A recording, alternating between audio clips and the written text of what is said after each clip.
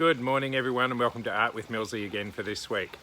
Today we're going to be looking at another story by Peter H. Reynolds, and this time it is Sky Colour, another wonderful picture story book that he has created in a part of his trilogy that we have been looking at over the last few weeks.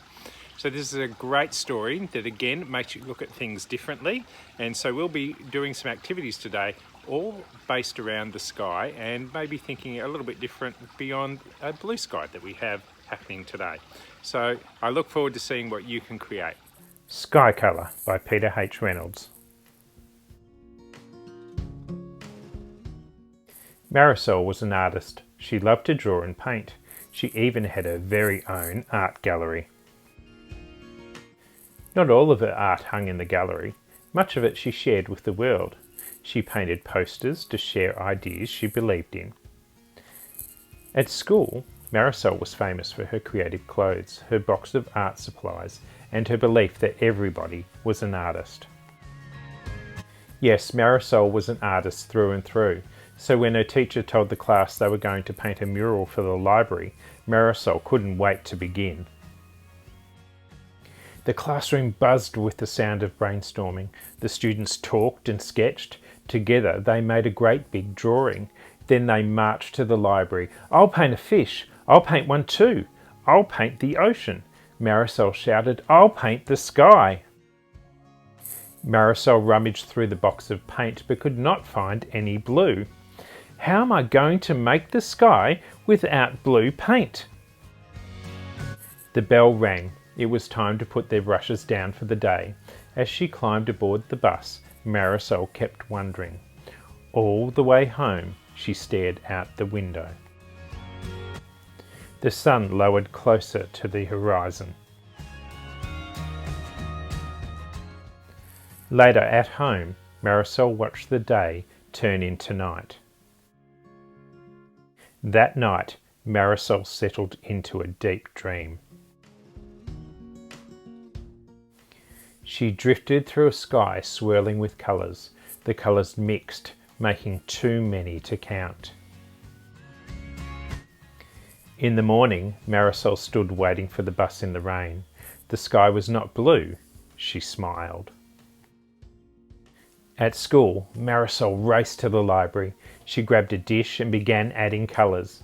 This one, that one. She swirled the brush to make an altogether new colour. Marisol then began painting on the wall. A boy asked, "What colour is that?" "That," Marisol said, "that is sky colour."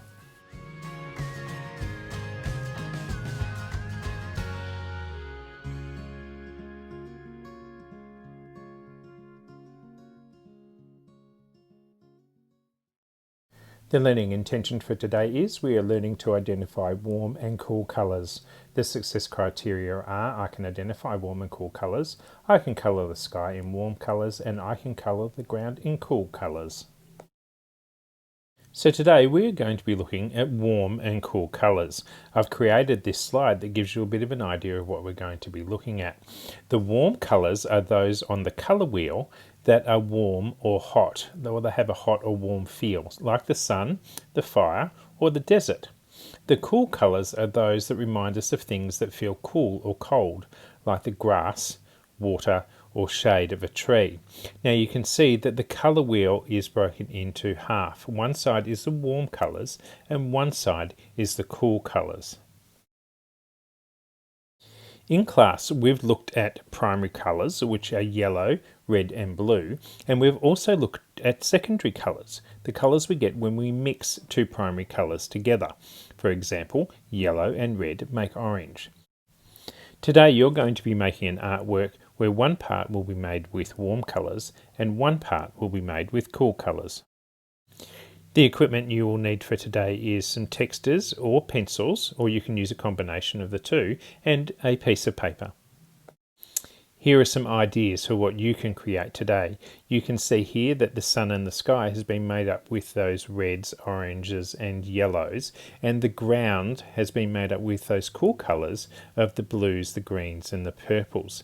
So today when you're creating your design, this is what I would like you to do. Create something that has the warm colours in the sky and the cool colours in the ground. Have fun, and I can't wait to see your warm and cool colour artwork.